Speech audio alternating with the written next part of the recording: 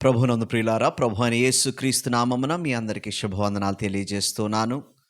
ఈ దినమందు దేవుని సన్నిధిలో చేరి దేవుని నామాన్ని స్తుతించడానికి దేవుడిచ్చిన కృపను బట్టి దేవునికి వందనాలు చెల్లిస్తున్నాను. అదేవిధంగా దేవుని సన్నిధిలో చేరి దేవుని ఆరాధించడానికి మిమ్మల్ని ప్రేమపూర్వకంగా ఆహ్వానిస్తున్నాను. తల వంచినట్లయితే చిన్న ప్రార్థనతో నేటి ఆరాధనలోనికి ప్రవేశిద్దాం. మహాపరిశుద్ధుడా, ప్రేమగల మా తండ్రి, మీ ఘనమైన నామానికి స్తోత్రం చెల్లిస్తూ ఉన్నాం. గతించిన వారమంతా మీ కృపలో మమ్మల్ని భద్రపరిచి మరొకసారి ఈ విధంగా మీ నామాన్ని స్తుతించి ఆరాధించడానికి మీరు ఇచ్చిన కృపను బట్టి మీకు స్తుతులు. మా తండ్రి, మిమ్మల్ని మేము ఆరాధించనై ఉండగా మా స్తుతులపై మీరే ఆశీనులు కమ్మని మేము వేడుకుంటూ ఉన్నాం. ప్రభా, మీ మాటల కొరకు మేము వేచి ఉన్నాం. మీరు మాతో మాట్లాడితే మేము బ్రతుకుతాము నాయన. నీ దాసునాయన నిలవబెట్టి మా అందరి జీవితాల కొరకు మేలుకరమైనటువంటి మాటలు మీరు వినిపింప చేయండి. మీ సన్నిధి మాకు తోడుగా ఉంచండి. మీరే మహిమను పొందుమని యేసు దివ్య నామమున అడిగి వేడుకొంచున్నాము తండ్రి, ఆమేన్. ప్రభునందు ప్రియులారే, సమయమందు ఒక పాట పాడుతూ దేవుని నామని స్తుతించి ఆరాధిద్దాం. దేవుని వాక్యాన్ని ఆలకించడానికి మన ప్రాణాత్మ శరీరాలను సిద్ధపరచుకుందాం.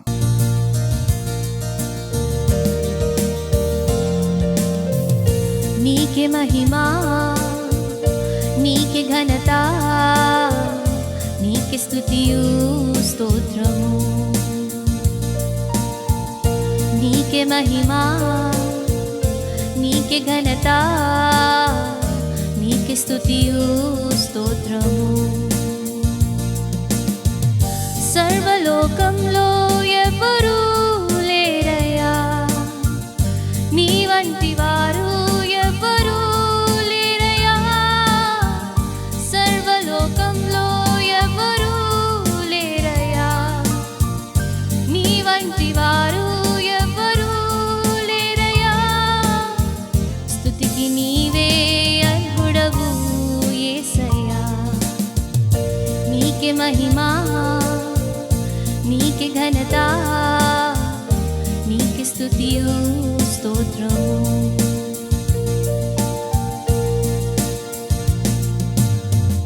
నా జీవనాధారం, నా రక్షణానందం, నా కోట శైలం నీవేసయ్యా.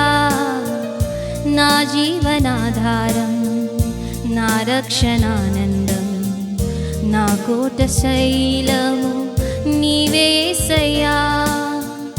నా జీవయాత్రలో నీవే శరణం, నా బ్రతుకు బాటలో నీవే గమ్యం. నా జీవయాత్రలో నీవే శరణం, నా బ్రతుకు బాటలో నీవే గమ్యం. నీకే మహిమా, నీకే ఘనత, నీకే స్తుతియు స్తోత్రము. నీకే మహిమా, నీకే ఘనత, నీకే స్తుతియు స్తోత్రము.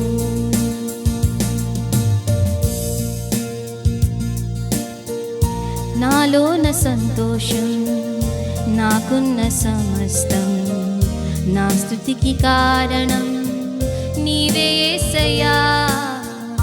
నాలోన సంతోషం, నాకున్న సమస్తం, నా స్తుతికి కారణం నీవే యేసయ్యా. నా ప్రాణనాథుడా, నీవే ఆశ్రయం, నా స్తుతికి పాత్రుడా, నీకే వందనం. నా ప్రాణనాథుడా, నీవే ఆశ్రయం, నా స్తుతికి పాత్రుడా, నీకే వందనం. నీకే మహిమా, నీకే ఘనత, నీకే స్తుతియు స్తోత్రము. నీకే మహిమా, నీకే ఘనత, నీకే స్తుతియు స్తోత్రము. సర్వలోకంలో ఎవ్వరూ లేరయ్యా, నీ వంటి వారు ఎవ్వరూ లేరయ్యా. సర్వలోకంలో ఎవ్వరూ లేరయ్యా, నీ వంటి వారు ఎవ్వరూ లేరయ్యా. స్తుతికి నీవే అర్హుడవు యేసయ్యా. నీకే మహిమా, నీకే ఘనత, నీకే స్తుతియు స్తోత్రము. నీకే మహిమా, నీకే ఘనత, నీకే స్తుతియు స్తోత్రము.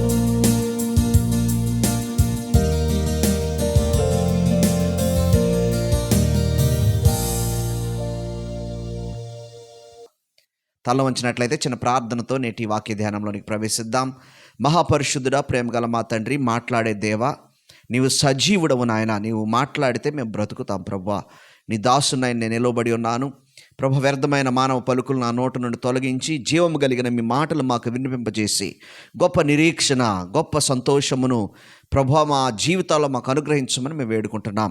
మీ మాటలు మాకు వినిపిస్తూ ఉండగా మీ ఆత్మకార్యం మా హృదయాలు జరిగించి మీ కుమారుని సారూప్యంలోనికి మరింతగా మమ్మల్ని మార్చుకోమని ప్రార్థిస్తున్నాం.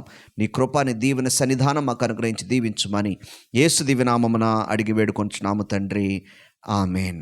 ప్రభునందు ప్రియులారా, గత 2 వారాలుగా మనము యేసుక్రీస్తు వారి యొక్క జనన సంబంధమైనటువంటి లేఖనాలు మనం ధ్యానం చేస్తూ ఉన్నాం.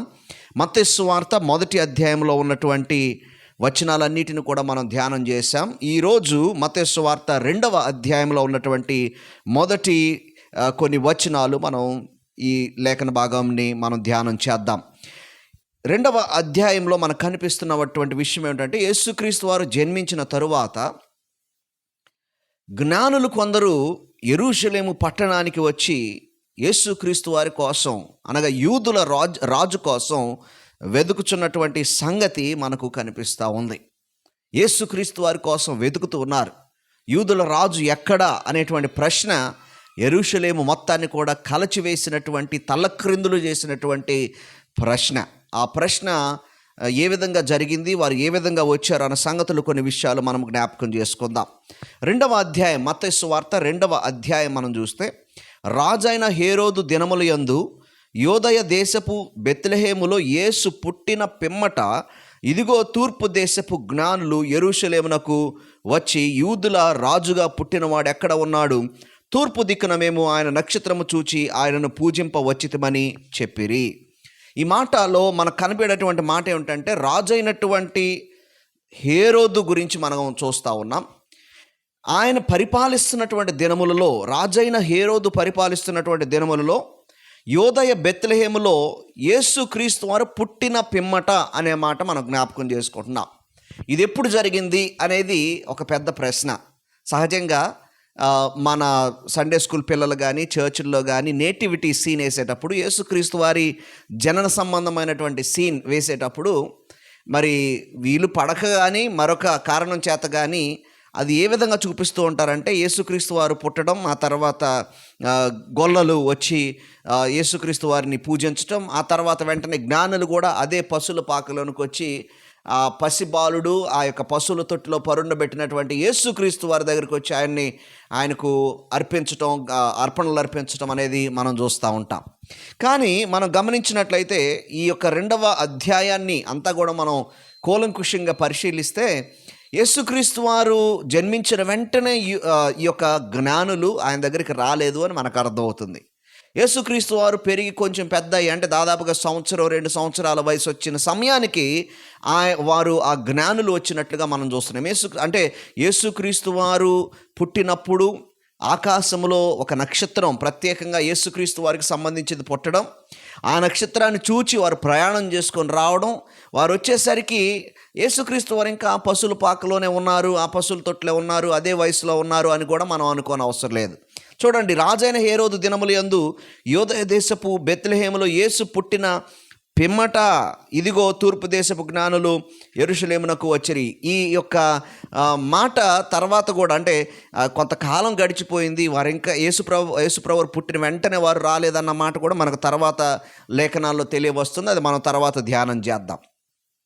అయితే తూర్పు దేశపు జ్ఞానులు యెరూషలేమునకు వచ్చారు. జ్ఞానులు అనే మాట కూడా మనం ఆలోచన చేస్తే 3 జ్ఞానులు అనుకుంటూ ఉంటారు. వాళ్ళకి పేర్లు కూడా పెట్టేశారు. ఆ పేర్లు కూడా తర్వాత కాలంలో కనిపెట్టబడినటువంటి పేర్లు. అవి వాస్తవాలు అనడానికి కూడా సరైనటువంటి ఆధారాలు, రుజువులు లేవు. అయితే 3 జ్ఞానులు అని మనం అనుకుంటా ఉన్నాం, కానీ లేఖనం అయితే ఎంతమంది జ్ఞానులు వచ్చారో చెప్పడం లేదు.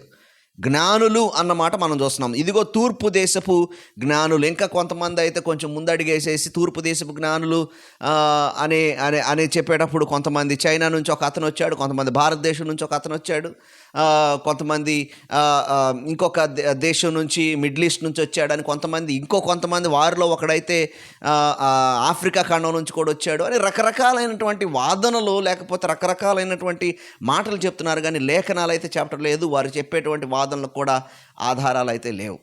అయితే దేవుని ప్రియబిడ్డలారా, ఈ జ్ఞానులు అనేటువంటి ఆలోచన మనం చేసినప్పుడు ఎవరు ఈ జ్ఞానులు, ఎందుకు వచ్చారు, ఎందుకు ఎదుగుతున్నారు, అసలు యూదులలో పుట్టిన అనే సంగతి వాళ్ళకి ఎలా తెలిసింది అని మనం ఆలోచన చేస్తే, జ్ఞానులు అనేటువంటి మాట ఇంగ్లీష్లో మ్యాజాయ్ అని పిలుస్తూ ఉన్నారు.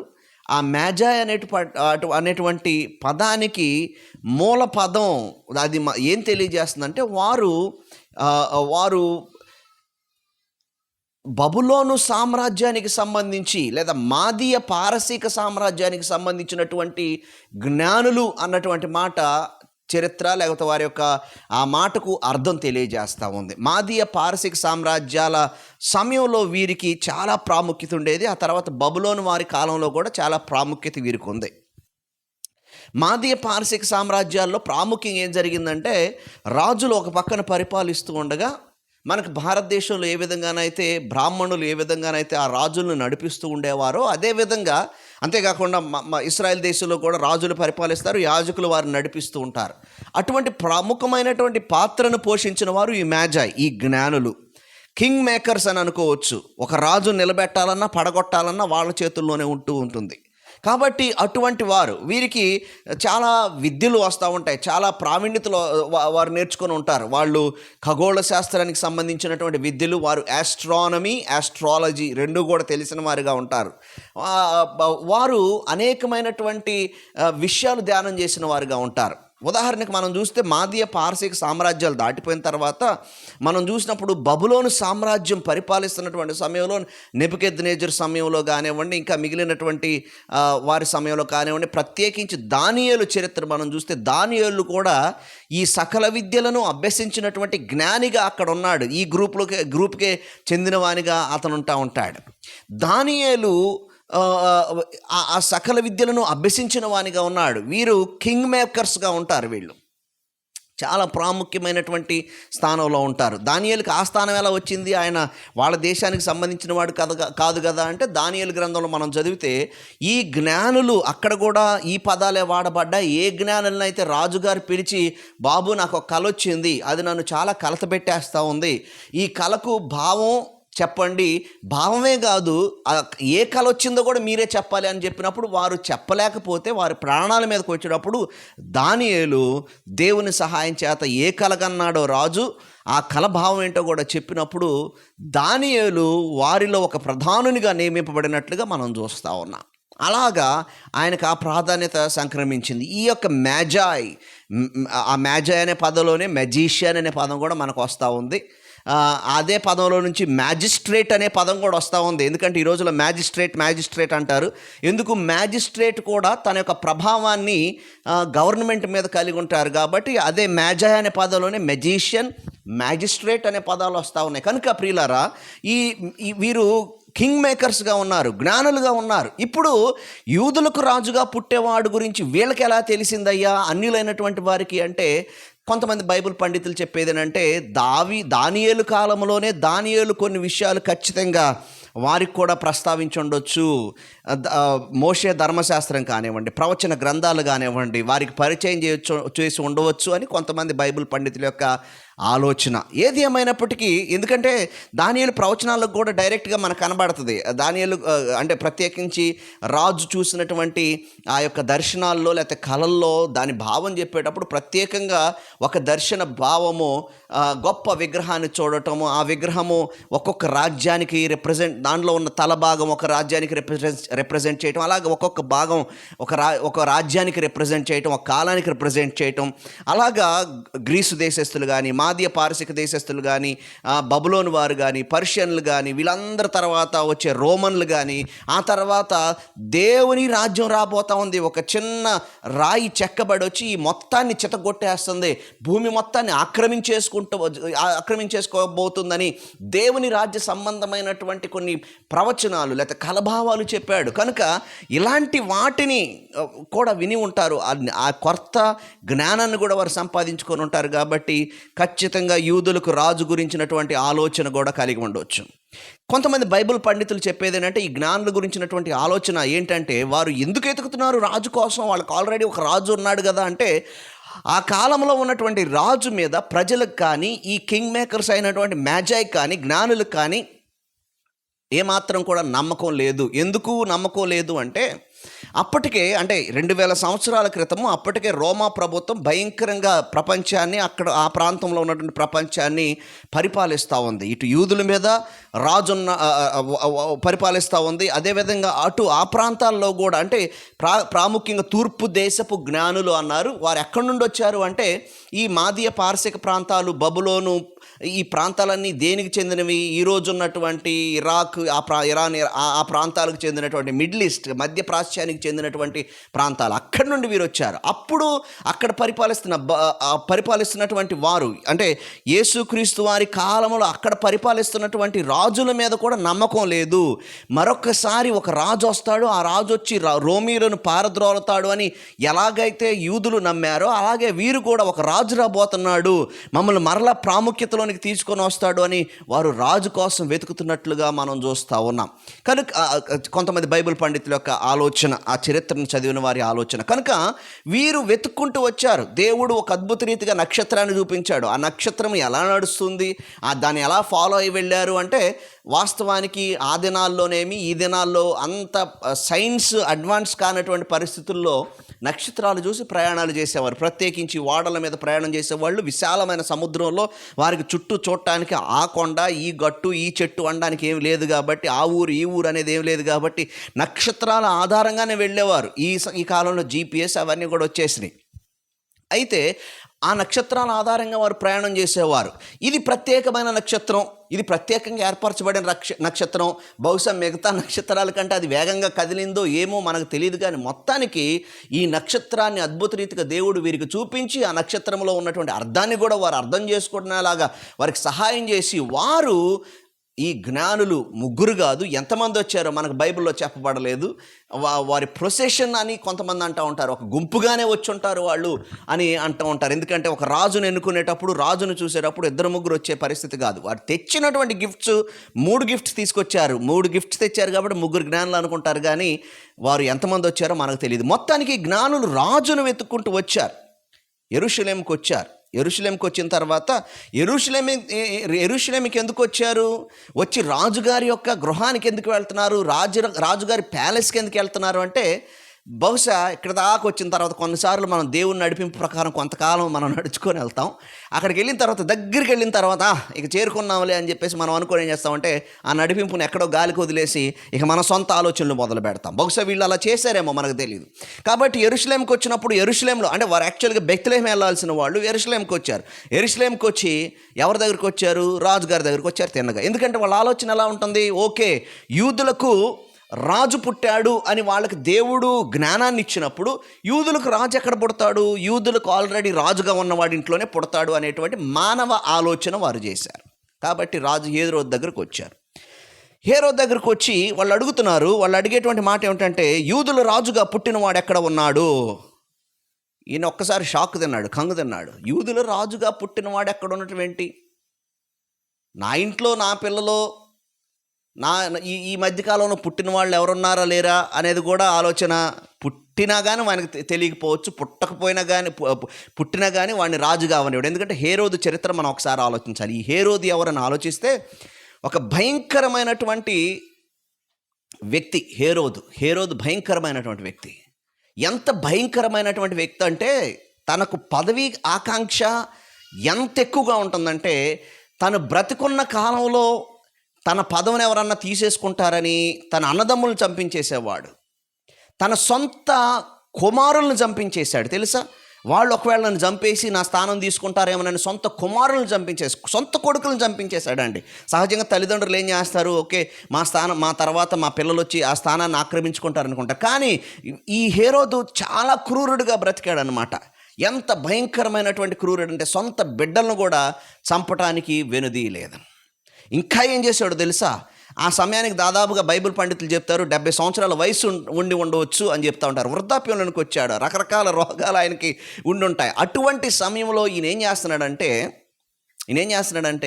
నేను చచ్చిపోబోతున్నాను, మరణ పడక మీద పడుకొని ఉన్నాడు. అంటే ఇవి జరిగిపోయిన కొంతకాలానికి మరణ పడక మీద పడుకొని ఉన్నాడు, చచ్చిపోవడానికి సిద్ధంగా ఉన్నాడు. నేను చచ్చిపోతే ఎవడు ఆడవాడు, ఎందుకంటే హేరోదు అంటే ఎవరికి భయం లేదు, ఎవరికి ప్రేమ లేదు, భయపడతారు కానీ ప్రేమ లేదు. కాబట్టి నేను చచ్చిపోతే పీడ విరగడైంది అనుకుంటారు కానీ ఎవడు ఏడ్చేవాడు లేడు నా కోసం, నా కుటుంబమే నా కోసం ఏడదు. ఏంటి, సొంత బిడ్డల్ని చంపేసుకున్నప్పుడు ఎవరు ఏడుస్తారు అతని కోసం? అంత క్రూరుడు. కాబట్టి యెరూషలేమంతా ఏడవాలి నేను చచ్చిపోయినప్పుడు అని ఏం చేశాడంటే, యెరూషలేములో ఆయన మరణపై శయ్య మీద ఉన్నప్పుడు యెరూషలేములో ఉన్నటువంటి ప్రధానులను అందరినీ బంధించి ఆ ప్రధానులను అట్టిపెట్టి నేను చచ్చిపోగానే వీళ్ళని చంపేయాలని ఆజ్ఞాపించాడట. అంటే వాళ్ళు చచ్చిపోతే వాళ్ళ కోసమన్నా యెరూషలేమంతా ఏడుస్తుంది, వాళ్ళ బంధువులు ఏడుస్తారు, యెరూషలేమంతా గగ్గోలు పెట్టి ఏడుస్తుంది. కనీసం నేను చచ్చిపోయినప్పుడు ఏదో ఒక కారణం చేత యెరూషలేం ఏడవాలి అనుకున్నటువంటి భయంకరమైనటువంటి క్రూరుడు. యూదులకు రాజుగా ఎలాగయ్యాడు వీడు యూదుడా అని ఆలోచన చేస్తే ఎదోమీయుడు, ఏసావు సంతానపు వాడు ఎలాగా ఇక్కడ రాజు అయ్యాడు, యూదుల మీద రాజు ఎలా అయ్యాడు అంటే, యూదులు అప్పుడు రోమీల క్రింద ఉన్నారు కాబట్టి, రోమీలు పరిపాలిస్తున్నారు కాబట్టి, ఎక్కడో ఉన్నటువంటి వీళ్ళ తండ్రి ఆయన రోమీలకి ఎప్పుడో బెనిఫిట్ చేస్తే ఆయన రాజుగా ఇక్కడ పెట్టారు. ఆ తర్వాత ఈడు రాజు అయ్యాడు. ఈ రాజు అయిన తర్వాత ఆ సింహాసనాన్ని పోగొట్టుకోకుండా ఉండటానికి ఏదైనా చేయటానికి వెనుకాడని వాడు. అందుకే కదండి భయంకరంగా యేసు ప్రభువారు దొరకలేదని అనేక వందల వేల మంది చిన్న బిడ్డలను చంపివేసినట్లుగా మనం తర్వాత లేఖనంలో మనం చూస్తాం. అంత క్రూరుడైన వాడి దగ్గరకు వచ్చి తన ఇంట్లోనే ఎవడైనా రాజుగా పుడతాడు అంటే తట్టుకోలేని వాడి దగ్గరికి వచ్చి వీరు చేసిన పని ఏంటంటే పెద్ద అల్లకొల్లలమే సృష్టించారు. ఏం చేశారు, యూదుల రాజుగా పుట్టినవాడెక్కడా, తూర్పు దిక్కున మేము ఆయన నక్షత్రము చూచి ఆయన పూజించా వచ్చితిమి అని వారు చెప్పారు. వెంటనే హేరోదు రాజు ఈ సంగతి విన్నప్పుడు అతనితో కూడా యెరూషలేములో వారందరూ కలవరపడిరి. అతను కలవరపడతాడు, ఎందుకంటే ఎవడరా బాబు నా తలగొట్టేవాడు అని బాధపడతాడు, కలవరపడతాడు. అమ్మో ఇప్పుడు కలవరపడ్డాడు హేరోదు అంటే ఏదో ఒకటి జరగబోతుందని యెరూషలేము వారందరూ కూడా కలవరపడతారు. యెరూషలేములో వారందరూ కూడా కలవరపడతారు. బాస్ కలవరపడితే అందరికీ భయమే, ఏం జరుగుతుందో ఎలాంటి నిర్ణయాలు తీసుకుంటాడు అని అందరూ కూడా కలవరపడతా ఉన్నారు. కాబట్టి రాజు ఏం చేశాడంటే ప్రధాన యాజకులను, ప్రజల్లో ఉండు శాస్త్రులను అందరినీ సమకూర్చి క్రీస్తు రక్షకుడు మెస్సియా ఎక్కడ పుడతాడు అని వారిని అడిగితే అందుకు వారు యోదయ బెత్లెహేములోనే అని చెప్పారు. యోదయ బెత్లెహేములోనే అని చెప్తా ఉన్నారు. యోదయ దేశంలో పుడతాడు, ఆ దేశంలో ఉన్న బెత్లెహేము పట్టణంలో పుడతాడు. ఎందుకు అంటే ఒక ప్రవచనం ఉంది, మీకా భక్తుడు చేసిన ప్రవచనం ఉంది 5వ వచనంలో మనం ఇక్కడ చూస్తే, యోదయ దేశపు బెత్లెహేమా నీవు ప్రధానులలో ఎంత మాత్రమును అల్పమైన దానవు కావు, ఇశ్రాయేలును నా ప్రజలను పరిపాలించు అధిపతి నీలో నుండి వచ్చును. అధిపతులు బోల్డు మంది రావచ్చు. అప్పటికే దావీదు ఒక అధిపతిగా పరిపాలించాడు, ఇంకా ఎవరైనా రావచ్చు, కానీ ఇతనే క్రీస్తు, ఇతనే మెస్సీ అని చెప్పడానికి ఏంటంటే ఇక్కడ మత్తయి భక్తుడు ప్రస్తావించలేదు. కానీ మీకా చేసిన ప్రవచనాన్ని ఇంకా కిందకు చదువుకుంటూ వెళ్తే ఈయనకు ఉండేటువంటి ఒక క్వాలిటీ చెప్తా ఉన్నాడు. ఈ అధిపతి ఎలాంటి వాడంటే పూర్వము నుండి శాశ్వత కాలము ఉండేవాడు, అనగా ఆది అంతము లేనివాడు, ఆది అంతము ఆయన ఉన్నవాడు, స్టార్టింగ్ ముగింపు లేనటువంటి వాడు. ఎవరండి? నిత్యము ఉండేటువంటి అధిపతి అంటే దేవుడే అయి ఉండాలి, ఆయనే దిగి రావాలి. ఆయన గురించే మీకా ప్రవక్త ద్వారా దేవుడు ప్రవచింపజేస్తా ఉన్నాడు. కనుక యూదులకు బాగా తెలుసు, యూదు పండితులకు బాగా తెలుసు మెస్సయ్య ఎక్కడ పుడతాడో, ఏ కుటుంబంలో పుడతాడో, ఎలా పుడతాడో ఈ విషయాలు తెలుసు. కానీ అంగీకరించడానికి వారికి మనసు రావడం లేదు. అడగ్గానే చెప్పేశారు, ఎత్తుకునే పని లేదు. వాళ్ళకి బాగా తెలుసు రక్షకుడు ఎక్కడి నుంచి వస్తాడు అన్న విషయం. అడగ్గానే ఎక్కడ పుడతాడో చెప్పేశారు వాళ్ళు. అంతటా హేరోదు ఏం చేశాడంటే ఆ జ్ఞానులను రహస్యంగా పిలిపించి ఆ నక్షత్రము కనబడిన కాలము వారి చేత పరిష్కారముగా తెలుసుకున్నాడు. ఎప్పుడు కనబడింది ఈ నక్షత్రం అని అడిగాడు. ఎందుకు ఎప్పుడు కనబడిందో తెలిస్తే ఆయన వయసు ఎంత ఉంటుందో తెలుస్తుంది. ఈయనకు ఒక ప్లాన్ ఉంది. ఆ తర్వాత మనం చూస్తాం ఆ ప్లాన్ రివీల్ అవడం. ఆ వయసు ఆయన తెలుసుకున్నప్పుడు ఆ వయసు లోపు వాళ్ళందరిని చంపించేస్తాడు. కానీ ఒకవేళ దొరక్కపోతే, లేకపోతే అసలు ఏ వయసులో ఉంటాడు, ఎప్పుడు పుట్టాడు అనేది తెలుసుకోవాలి.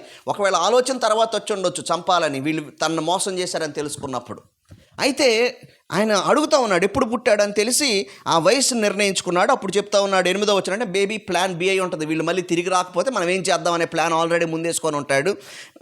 వాస్తవానికి ఆయన ప్లాన్ ఆయన అనుకున్నట్టే జరిగింది, వాళ్ళు తిరిగి రాలేదు. 8వ వచనంలో అంటాడు, మీరు వెళ్ళి ఆ శిశువు విషయమై జాగ్రత్తగా విచారించి తెలుసుకొనగానే నేనును వచ్చి ఆయనను పూజించినట్లు నాకు వర్తమానము తెండని చెప్పి వారిని బెత్లెహేమునకు పంపెను. వారు రాజు మాట విని బయలుదేరిపోవచ్చుండగా ఇదిగో తూర్పు దేశమును వారు చూచిన నక్షత్రము ఆ శిశువు ఉండిన చోటి మీదుగా వచ్చి నిలుచు వరకు వారి ముందుగా నడిచెను. ఆ నక్షత్రం మరలా వారిని నడిపించడం మనం చూస్తాం. వారు నక్షత్రము చూసి అత్యానంద భరితుల ఇంటిలోనికి వచ్చి తల్లి అయిన మరియను ఆ శిశువును చూచి సాగిలపడి ఆయనను పూజించి తమ పెట్టెలు విప్పి బంగారమును సాంబ్రాణిని బోళమును కానుకలుగా ఆయనకు సమర్పించిరి అన్నమాట మనం చూస్తాం.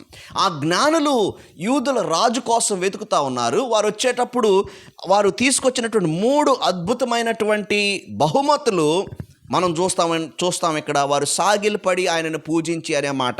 కొంతమంది అడుగుతారు కదా, నేను ఎప్పుడు ఈ మాటలు చెప్తా ఉంటాను, బైబిల్లో ఎక్కడుంది యేసుప్రభు దేవుడని, బైబిల్లో యేసుప్రభు దేవుడని ఆయన ఎప్పుడు చెప్పుకున్నాడు? వీటికి సమాధానాలు మనం చదువుతుంటే చాలా స్పష్టంగా దొరుకుతాయి మనకు బైబిల్లో ఎక్కడుంది? ఇదిగోండి ఇక్కడ. వారు వచ్చి ఆయన మధ్య ఎదుట సాగిలపడి ఆయనను పూజించి అనే మాట మనం చూస్తూ ఉంటాం. గ్రీక్ భాషలో వాడబడిన మాట ప్రాస్క్యూనియా అనే మాట కూడా, ఆ ప్రాస్క్యూనియా అంటే సాగిల పడటం అనమాట. అది ఎక్కడ వాడతారంటే కేవలం దైవము దగ్గర చేసేదానికే వాడతారు ఎక్కువగా ఆ పదాన్ని. ఆ పదం వాడబడిందంటే ప్రాస్క్యూనియా అనే మాట చాలా చోట్ల యేసుక్రీస్తు వారి గురించి రాయబడింది. యేసుక్రీస్తు దగ్గరకు వచ్చి చాలామంది వచ్చి ప్రాస్క్యూనియో చేశారు, సాగిల పడి ఒక్క బోర్లో పడుకొని ఆయన పూజించారు, ఆయన ఆరాధించారు. అలా చేసి వారు ఏం చేశారంటే వారికి తెచ్చినటువంటి బహుమతులను పెట్టెలు విప్పి బంగారమును ఇచ్చారు, సాంబ్రాణి ఇచ్చారు, బోళమును కానుకలుగా ఆయనకు సమర్పించినట్లుగా మనం చూస్తాం. అద్భుతమైనటువంటి బహుమతులు ఇవి, చాలా విలువైనటువంటి బహుమతులు, అర్థవంతమైనటువంటి బహుమతులు వారు సమర్పించినట్లుగా మనం చూస్తూ ఉన్నాం. ఆరాధనలో విలువైనటువంటి అర్పణ మనకు కనిపిస్తూ ఉంది. దేవుడు తన కుమారుని సమర్పించాడు మన కోసం, ఆయన కానుకగా ఇచ్చాడు.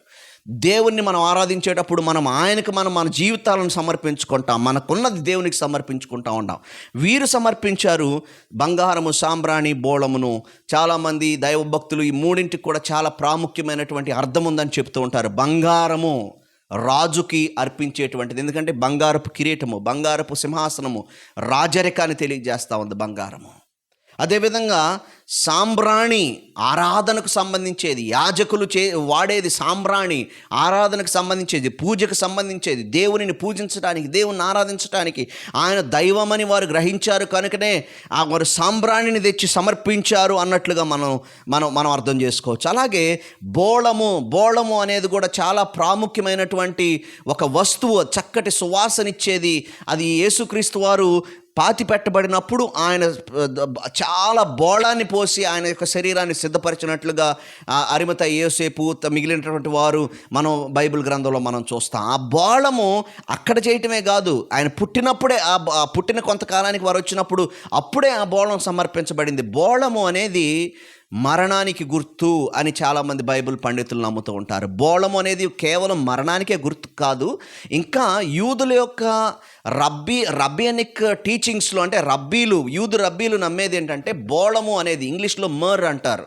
మర్ అనే మాట హెబ్రీ భాషలో మోరియా అనేటువంటి పర్వతం మనం చూస్తాం. మోరియా పర్వతం ఎక్కడైతే అబ్రహాము తన కుమారుడైన ఇస్సాకును బలిగా అర్పించాడో ఆ పర్వతానికి పెట్టబడిన పేరు ఈ మర్, లేకపోతే సాంబ్రాణి అనే బోళం అనే దానికి వాటికి సంబంధం ఉంది. కాబట్టి వాళ్ళు నమ్మేది ఏంటంటే ఈ యొక్క బోళము కేవలము ఏదో సాధారణమైన మరణానికి సంబంధించే కాదు, కానీ సాక్రిఫిషియల్ డెత్, అంటే బలియాగముగా చేయబడినటువంటి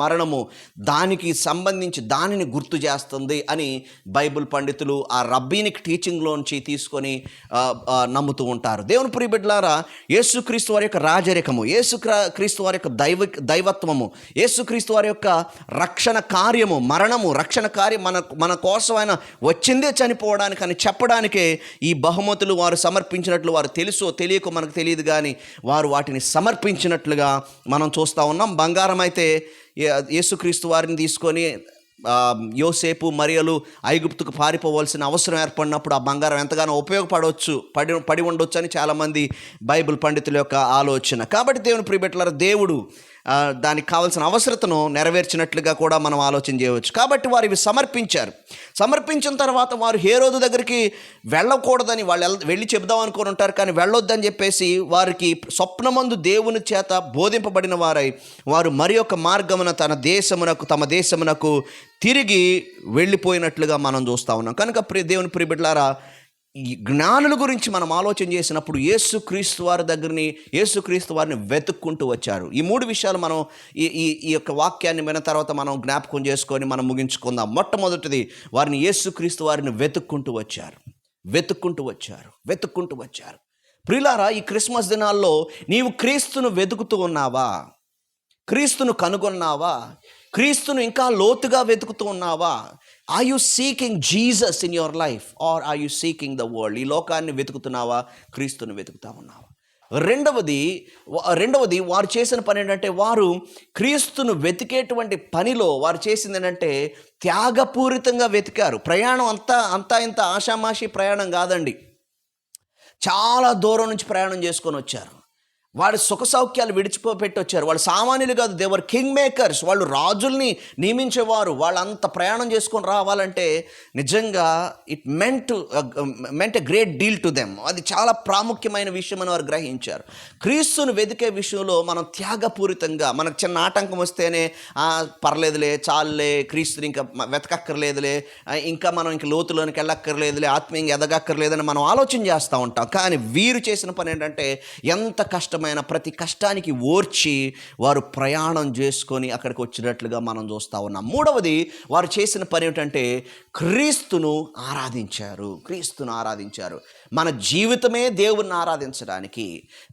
అపోస్తలుడైన పౌలు అంటాడు కదా, మీ శరీరములను సజీవ యాగముగా చేసుకోండి, దేవునికి ఇష్టమైన బలిగా సమర్పించుకోండి. రోమీయులకు రాసిన పత్రిక 12వ అధ్యాయం 1-2 వచనాలు అంటాడు, కాబట్టి సహోదరులారా, మీ సజీవమును దేవునికి అనుకూలమైనటువంటి సజీవ యాగముగా మీ శరీరాలను సమర్పించుకోండి అని దేవుని వాత్సల్యమును బట్టి మిమ్మల్ని బతిమాలుకొనుచున్నాను. ఇట్టి సేవ, ఇట్టి ఆరాధన మీకు యుక్తమైనది అని అపోస్తలుడైన పౌలు చెప్తాడు. కనుక దేవుని ప్రియ బిడ్డలారా, వారు క్రీస్తును వెతికే విషయంలో త్యాగపూరితంగా వెతికారు.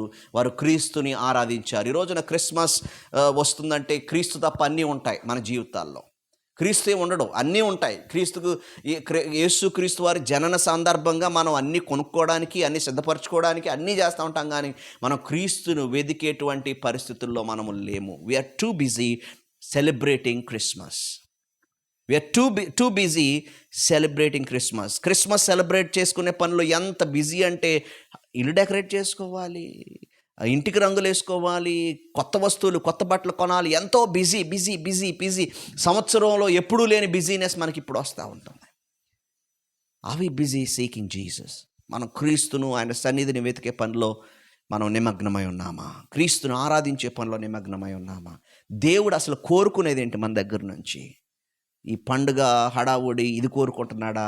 ఆయనకు మనం దగ్గర అవ్వాలని కోరుకుంటున్నాడా? ఒక ప్రశ్న నాకు మీకు. ప్రియులారా, ఈ జ్ఞానులైతే క్రీస్తుని వెతికారు, ఆయన సన్నిధిని వెతికారు. ఈ జ్ఞానులైతే వారు త్యాగపూరితంగా వెతికారు. ఈ జ్ఞానులైతే క్రీస్తును ఆరాధించారు. మనం కూడా ఇక 3 విషయాలు చేద్దాం. దేవుడు అటువంటి కృప మన జీవితాలను అనుగ్రహించును గాక. ఆమేన్. చిన్న ప్రార్థనతో నేటి వాక్య ధ్యానాన్ని ముగించుకుందాం. మహాపరిశుద్ధుడా, ప్రేమగల మా తండ్రి, గొప్ప దేవ, సర్వోన్నతుడ, జీవాధిపతి, నీ కుమారుడైన క్రీస్తు వారిని మా పాపముల కొరకై సిలువలో ప్రాణత్యాగం చేయడానికి పంపించావు. నీకు స్తోత్రం. ఆయన పరలోకపు మహిమను వీడి ఈ భూమి మీదకి వచ్చాడు అయ్యా, తను తాను తగ్గించుకున్నాడు అయ్యా. మేము ఆయనను వెతికే వారంగా, అనుదినము వెతికే వారంగా, మేము ఆయనను వెతికే పనిలో త్యాగపూరితంగా వెతికే వారంగా, ఆయనను ఆరాధించే వారంగా, ఆయనకి ప్రాధాన్యత ఇచ్చే వారంగా మేము ఉండడానికి సహాయం చేయండి. ప్రత్యేకించి ఈ క్రిస్మస్ దినాల్లో ప్రభా, మేము ఈ క్రిస్మస్ యొక్క ఉద్దేశాన్ని మేము మరిచిపోకుండా, దారి తప్పిపోకుండా ప్రభా నా తండ్రి, పనుల భారంతో ప్రభా నా తండ్రి నీకు దూరం అవ్వకుండా ఈ దినాల్లో ఇంకా నీకు దగ్గర అవడానికి సహాయం చేయండి. నీ ఆత్మకార్యం ప్రతి హృదయాలను జరిగించండి. రక్షణ లేని వారు రక్షణ పొందడానికి సహాయం చేయమని అడుగుతా ఉన్నాం. ఈ క్రిస్మస్ దినాల్లో ఎంతో వేదనతో కూడా ఉండేవారు నీ బిడ్డలు అనేక మంది ఉంటారు ప్రభా. ఒంటరిగా ఉన్నవారు ప్రభా, ఇమ్మానుయేలుగా ఉండడానికి నీ కుమారుని ఈ లోకానికి పంపించావు. దేవుడు మాకు తోడుగా ఉన్నాడు అని జ్ఞాపకం చేయడానికి, ఆయన మాతో ఎల్లప్పుడూ ఉంటాడు ప్రభు, మేము ఎవ్వరం ఒంటరిలము కాదు అని జ్ఞాపకం చేయడానికి, నిజంగా మాతో ఉండడానికి ఆయన వచ్చాడు. నీకు స్తోత్రం ప్రభా. అయ్యా, మమ్మల్ని ఎవరు ప్రేమించకపోయినప్పటికీ నువ్వు ప్రేమించడానికే నీ ప్రేమను నీ కుమారునిలో మాకు చూపించావు. నీ వందనాలు అయ్యా. ఇవి ప్రేమ అనుభవించినటువంటి వారు, ఒంటరిగా ఉన్నవారు, బాధలో ఉన్నవారు, వేదనలో ఉన్నవారు, వారందరినీ మీరు జ్ఞాపకం చేసుకొని క్రిస్మస్ దినాల్లో ప్రత్యేకంగా ప్రియులను కోల్పోయిన వారు ప్రభా నా తండ్రి, వారు వేదనలో ఉంటారు, వారిని కూడా మీరు ఆదరించమని అడుగుతా ఉన్నాం. పరమ తండ్రిగా నీవు మాకు తోడుగా ఉంటావనే సంగతి ప్రతి ఒక్కరు గుర్తుపెట్టుకోవడానికి సహాయం చేయండి. ఈరోజు ఆరాధనలో పాల్గొన్న ప్రతి బిడ్డను మీరు దీవించి, క్రిస్మస్ దీవెనలతో, ఆనందముతో, ఇంకా ఆత్మీయమైనటువంటి బలముతో నింపి దీవించమని యేసు దివ్యనామమును అడిగి వేడుకొంచున్నాము తండ్రి, ఆమేన్. మన తండ్రి అయిన దేవుని ప్రేమయు, కుమారుడైన క్రీస్తు వారి కృపయు, పరిశుద్ధాత్మని సహవాసం సదాకాలం మనందరికి తోడే కాపాడునుగాక. ఆమేన్.